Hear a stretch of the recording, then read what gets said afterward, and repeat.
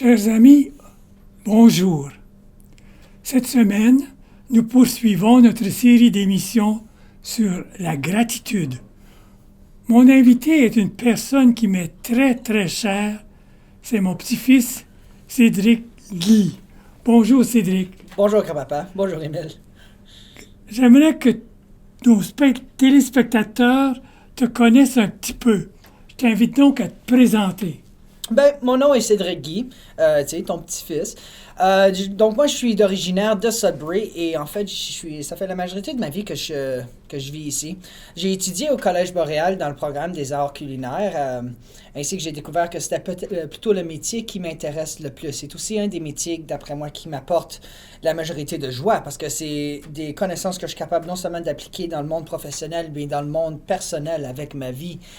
Soit que ce soit invité pour des amis ou de la famille chez nous pour souper, etc., ou être capable d'organiser des événements et des réunions familiales. Je trouve que ce métier est beaucoup plus que juste mon travail, c'est ma passion et j'aime ça, être capable d'utiliser ça dans la majorité de mes facettes dans ma vie. Parle-moi de ta famille. De ma famille, je viens d'une famille franco-ontarienne, super classique. Moi, j'ai une grande sœur, vient tout juste de se faire marier, en fait. Puis, elle a acheté un petit bout de propriété dans la rue Brébeuf. Oui, c'est la rue Brébeuf, en fait, pas très loin d'où ce que j'ai été à l'école secondaire au Collège Notre-Dame. Donc, j'ai été voyager un petit peu à Montréal, prendre des connaissances, travailler dans l'industrie là-bas. Et je suis revenu, je me suis aussi poigné une petite lot de propriété juste en bas de la colline sur la rue Mackenzie, avec la murale. Donc, c'est super fun de voir le développement de la vie avec la famille, comment est-ce que tout le monde font leur propre chose, tu sais. Maman s'en va en Floride, ma soeur s'en va en voyage avec le travail. Ça, c'est super fun de voir tout le monde en train de faire leur propre croissance individuelle, mais qu'on est quand même assez proches, qu'on peut tous partager nos expériences de vie. As-tu des oncles ou tantes? Oui, j'ai mon mononcle Raymond puis tante Louise.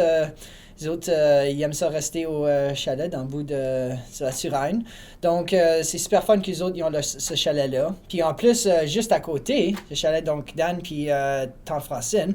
Donc, tu sais, les deux cette donc puis ma tante sont quand même assez proches ensemble, etc. Puis, tes cousins? Mes petits cousins, oui. So, j'ai Martin qui s'en va aux études à Moncton. Puis il était venu passer au moins environ un mois à Sudbury pour Noël. Puis maintenant, il est de retour. Puis ensuite, j'ai Sylvain qui lui aussi fait ses cours à l'université Laurentienne. Et je suis quand même très fier de lui. Voir son développement, tu sais, de petit enfant. Je me souviens, on était capable de le tenir. Mais maintenant, tu sais... il y a 19 ans, il est déjà en train de grandir à un rythme inimaginable. C'est ça. Alors, notre thème, cultiver la vertu de gratitude. Parlons d'abord de personnes qui nous ont bien aidés, à qui nous aimerions dire un gros merci. D'après moi, qui j'aimerais ça vraiment aider en ce moment, c'est mes parents. Puis avec le déménagement dans la nouvelle maison, c'est super important, d'après moi, d'avoir un système ou un réseau de support dans n'importe quel moment de la vie. Donc, je suis quand même assez content que j'ai eu mes parents qui étaient là comme système de support. Me montrer, tu sais, dans la cave avec la chaufferette, elle devrait faire en train de faire ça, ou si tu as besoin de changer ton thermostat. Aussi, mon beau-frère Andrew, il m'a aidé à monter des lumières dans la maison, etc. Donc, je suis quand même assez... je suis content pour mes parents, puis aussi ma famille immédiate, de m'avoir aidé à rentrer dans ma maison tout chaleureusement. Comment te sens-tu quand tu reçois de l'aide comme ça? Tu sais, normalement, au début, c'est quand même assez difficile de recevoir de l'aide dans ce sens-là, mais une fois que tu remarques l'impact que ça a, puis vraiment comment ça, soit te facilite la vie ou comment content que tu reçois, tu sais, c'est pas juste une question d'obtenir le résultat que tu veux, mais si tu ressens la gratitude, être content de recevoir l'aide et être voulant de leur donner, tu sais, ça me rend super content. Une personne que tu as déjà aidé beaucoup? Oh là là, une personne que j'ai déjà aidé beaucoup. Faut dire que j'ai déjà venu passer une fois faire une émission avec toi une fois, donc j'ai été capable de t'aider toi aussi. Aussi même au travail, avec les employés que je travaille avec, être capable de leur donner un petit coup de main s'ils sont pas capables de se rendre au travail pour une journée, et moi que j'ai la journée off, tu sais quoi, ça me dérange pas que j'y rentre pour quelques heures, passer du temps avec mes amis que je vois tous les jours sur ta affaire. C'est comme espèce une deuxième famille professionnelle, disons. Je les vois aussi souvent que je vois ma famille. Alors aujourd'hui, on a une belle parole de Dieu. Mhm. Si tu veux, je vais être le narrateur, puis toi, tu vas faire les personnages. Plaisir. Alors, ça vient de Saint Luc au chapitre 10. Et voici qu'un docteur de la loi se leva et mit Jésus à l'épreuve en disant, Maître, que dois-je faire pour avoir en héritage la vie éternelle? Jésus lui demanda. Dans la loi, qu'y a-t-il décrit?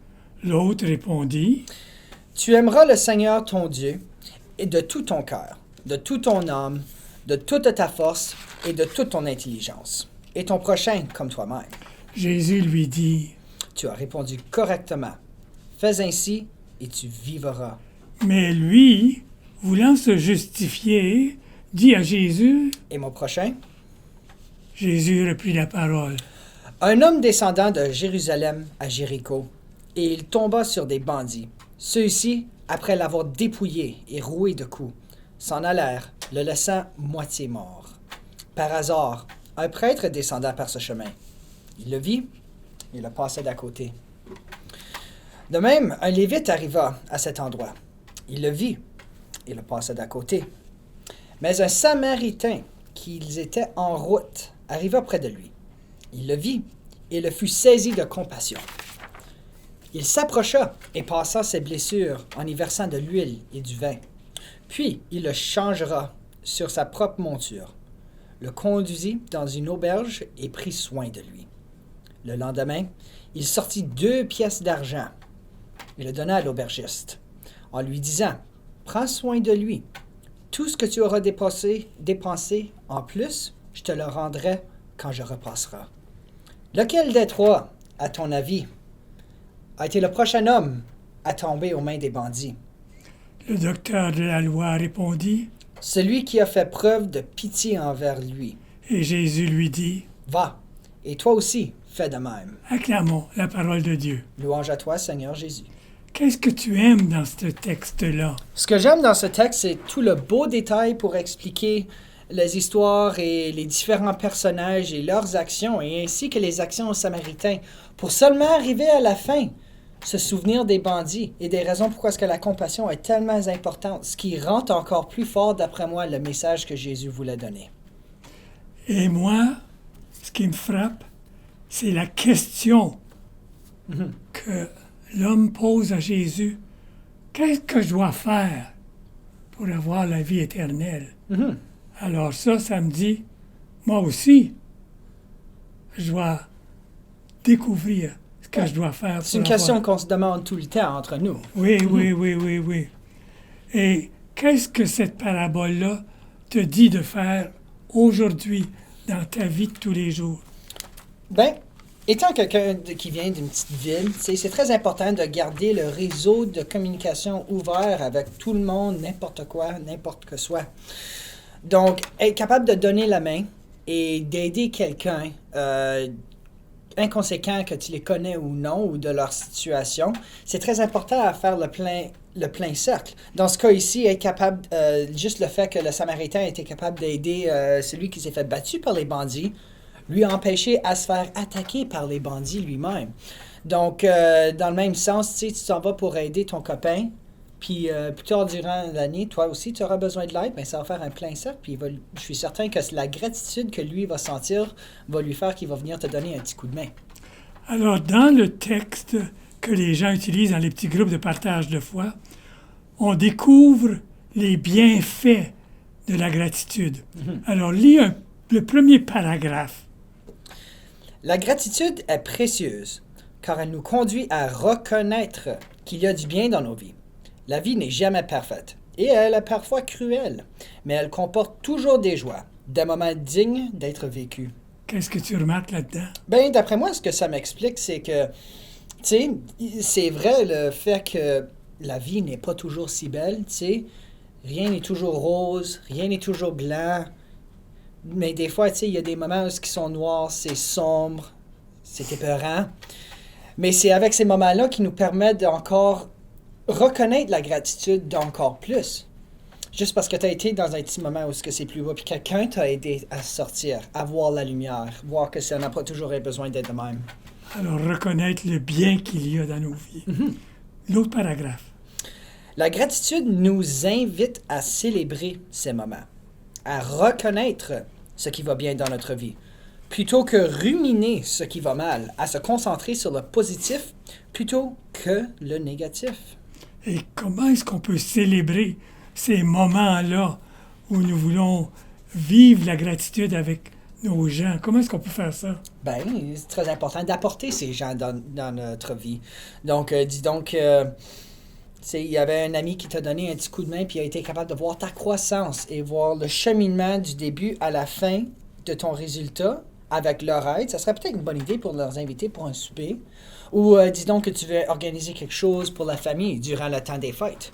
Ça serait un bon moment de tout simplement le glisser comme par à côté, ou même si tu veux que ça soit central, au sujet de remerciements, au sujet avec les personnes qui t'ont donné un coup de main. Et l'autre paragraphe. La gratitude permet aussi de bloquer net les émotions toxiques, comme l'envie et l'amertume. Plutôt que jalouser celui qui a de plus, la gratitude nous fait apprécier ce que nous avons et nous invite à rejouir en pensant à ceux qui souffrent davantage, bloquant ainsi notre tendance naturelle à regarder ce que le voisin a de plus. Qu'est-ce que tu retiens de ça, toi? Ben, pas tout le monde a les mêmes chances. C'est pas tout le monde qui a la santé parfaite. C'est pas tout le monde qui a un toit sur la tête. Et c'est pas tout le monde qui est capable de se payer ses factures à la fin du mois. C'est important d'être capable de reconnaître cela et d'aller les donner un coup de main. Et dans le même sens, c'est important d'être capable de reconnaître quand nous autres, on est aussi dans le pétrin. Et d'être capable d'ouvrir le cœur désormais, les moments durs, de recevoir l'aide des autres mondes. Et l'autre paragraphe. Plus profondément, la reconnaissance nous détourne de nous-mêmes pour nous ouvrir aux autres. Nous reconnaissons que nous devons aux autres au moins une partie des bienfaits qui nous arrivent. Oh! Donc, comme j'ai dit, c'est important d'être capable de repayer la gratitude vers quelqu'un d'autre. C'est comme un cycle qui continue. Et l'autre paragraphe. Être reconnaissant, ce n'est plus considéré comme acquis les bienfaits que les autres nous apportent. Plutôt d'être froid et sec, nos liens aux autres n'en viennent que plus chaleureux. Et nous exprimons notre gratitude, plus notre entourage se réjouit de nous faire du bien. Et plus il le fait, plus nous avons de raisons de lui être reconnaissants. C'est un cercle vertueux sans fin. Qu'est-ce que tu penses de ça? Ben, je dirais que ça serait pas mal la bonne conclusion de ce que nous avons discuté. C'est que au lieu d'être... c'est important de reconnaître le bien et d'être ouvert à l'aide des autres sans comprendre la matière tangible, que c'est plutôt ça vient du cœur. Et il faut être reconnaissant que c'est un cercle vertueux sans fin et que ça continue à donner tant que quelqu'un est toujours en train de redonner l'aide. Et on nous donne 6 conseils afin de nous aider à bénéficier des vertus de la gratitude. Alors, nous allons vivre ces conseils-là. Je te donne un conseil et tu le vis. Le premier, reconnais un bienfait que tu as reçu aujourd'hui, hier. Oh là là, aujourd'hui, mais plutôt hier. Moi, lorsqu'on était au travail, c'était pas trop occupé. On discutait au sujet qu'un nouveau restaurant pas loin d'où ce qu'on travaille, il vient de sortir avec des nouvelles items de menu. Donc, on s'est mis à parler, puis on aimerait ça aller visiter et manger souper ensemble plutôt. Mais malheureusement, moi, j'ai pas de bolide, j'ai pas de voiture, donc c'est difficile pour moi de me rendre des fois à des longues distances. Mais mes amis ont été très voulants de me donner un tour là-bas, être capable de joindre la compagnie, et on a été capable de tous avoir un merveilleux souper ensemble, en fait. Donc, tu sais, je suis super gratuit de ce que mes amis ont fait pour moi. Et là, eux autres ont fait ça en te faisant payer? Oh non, sans payer une scène. Juste le fait qu'on a été capable, d'après moi, ce que je pense, le fait qu'on a été capable de rassembler tout le monde ensemble autour de la même table, partager des bons moments, ça vaut plus qu'une valeur monétaire en ce qui concerne de l'essence. T'sais, on n'est pas en train de faire un devoir ici, on est en train de faire quelque chose qui vient du cœur. Demander un repaiement, ça serait impensable. Quand ça vient du cœur, tu pourrais même pas y penser. Donc... non, ça m'a rien coûté, dans ce sens-là, mais la valeur a été refaite en ce qui concerne des moments que nous avons vécus ensemble avec ce souper. Alors, décris un peu ce bienfait-là. Bien, d'après moi, comme, le fait que les autres, ils ont été qui m'ont conduit, qui comme on était capable de tous payer nos propres factures, etc., donc dans ce sens-là, mais ils ont connu exactement le même montant qui avait besoin de m'aider sur cette affaire. En t'offrant un tour. Mhm. Et tu as eu un tour pour te rendre. Ouais. Tu n'as pas été obligé de marcher. Ben Tu n'as ouais. pas été obligé de quêter. Mhm. Ils te l'ont fait gratuitement, à partir de leur cœur. Oui. Et goûte cette joie-là. Comment te sens-tu maintenant qu'ils t'ont fait ce beau service gratuit? Mhm. Mais juste le fait que c'était gratuit, ils n'ont rien mentionné au sujet de repayer.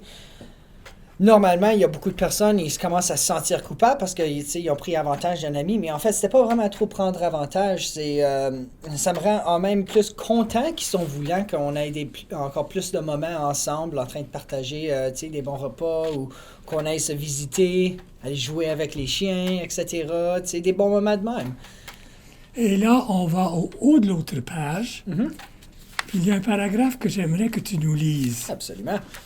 La gratitude va plus loin que la simple réciprocité du geste. Elle génère une émotion agréable qui nous donne envie à notre tour de venir en aide des autres, même des personnes qui ne nous rien apporté et que nous reverrons peut-être jamais. C'est la cascade du don.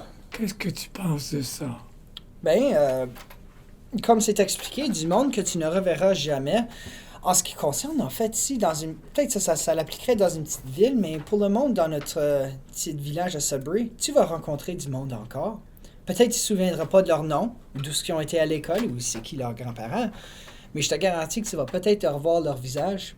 Et même si tu restes dans une grande ville puis tu reconnaîtrais pas quelqu'un d'une semaine plus tard, ça fait aucune différence. Juste le fait que tu es capable de donner tant de gratitude et d'être si gentil envers de quelqu'un d'autre complètement étranger, ça dit volume au sujet de la personnalité de qui tu es.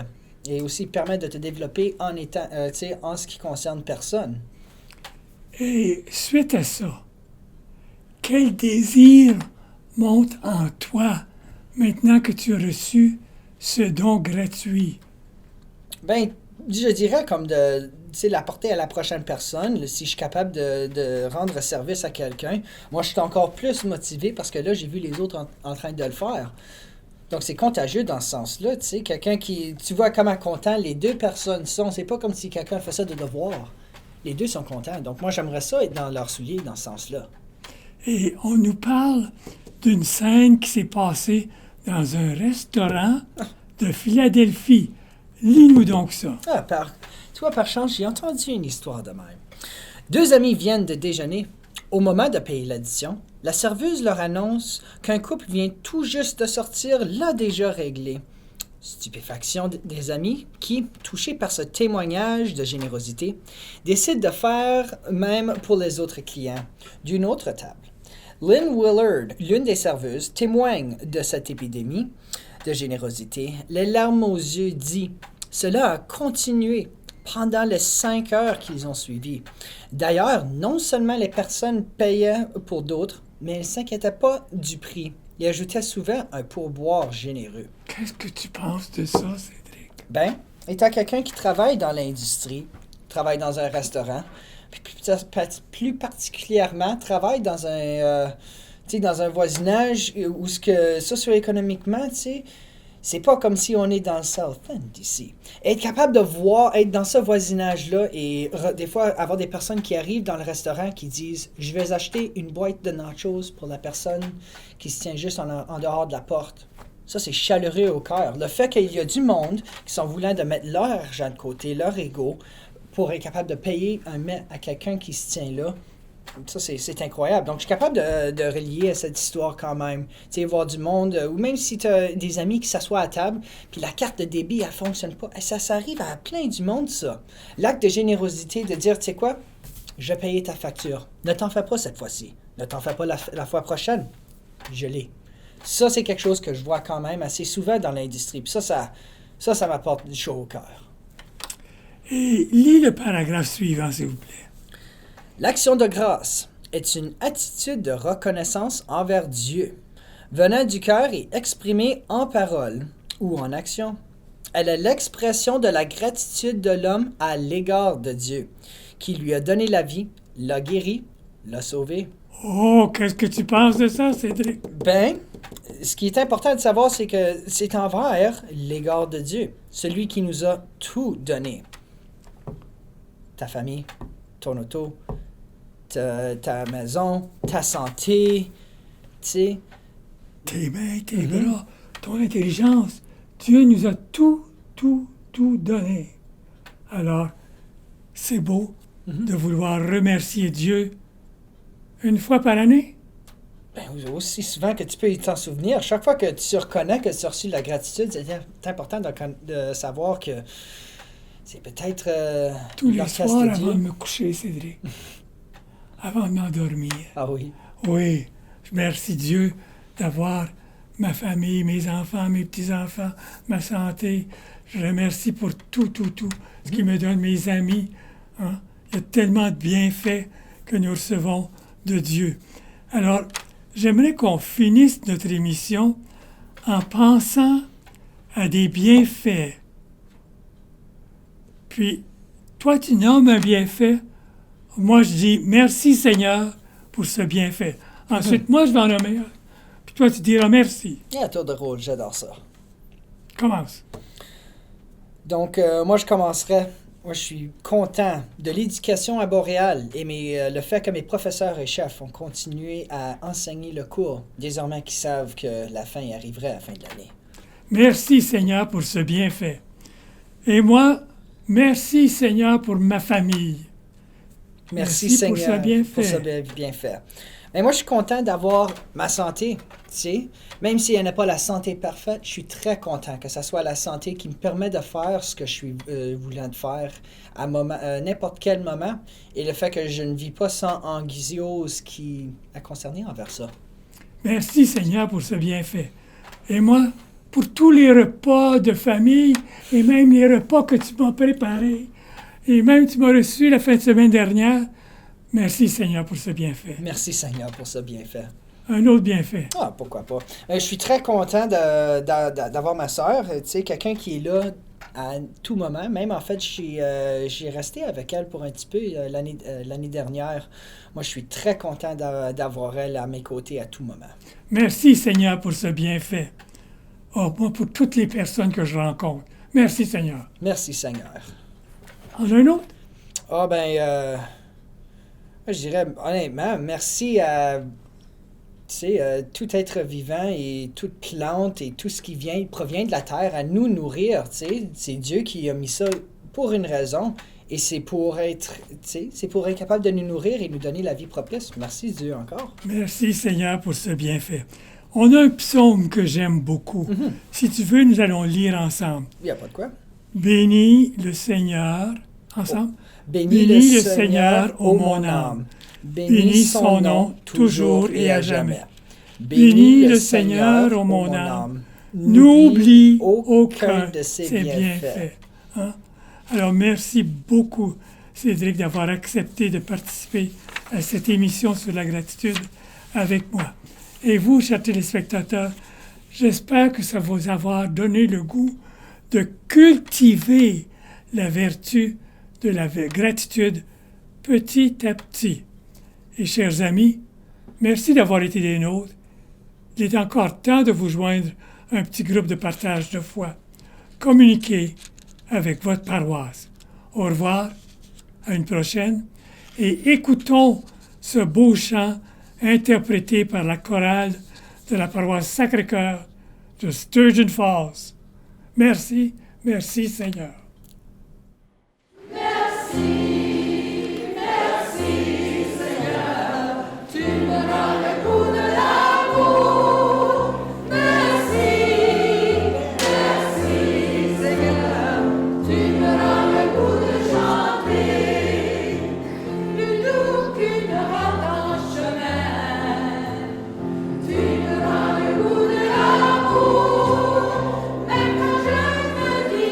Que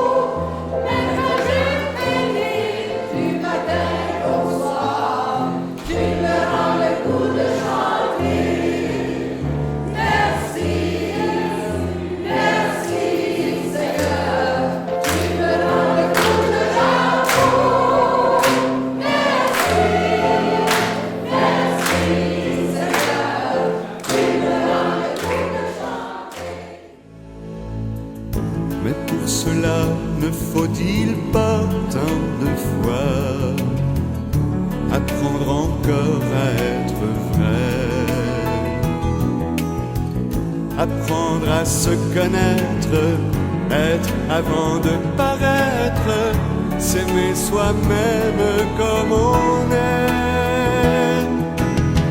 Garder les pieds sur terre et fuir l'imaginaire des top modèles bien trop parfaits. Tous ensemble, il me semble, on pourrait changer le monde. De jour en jour, de cœur en cœur, par des gestes d'amour. Tous ensemble, il me semble, on pourrait changer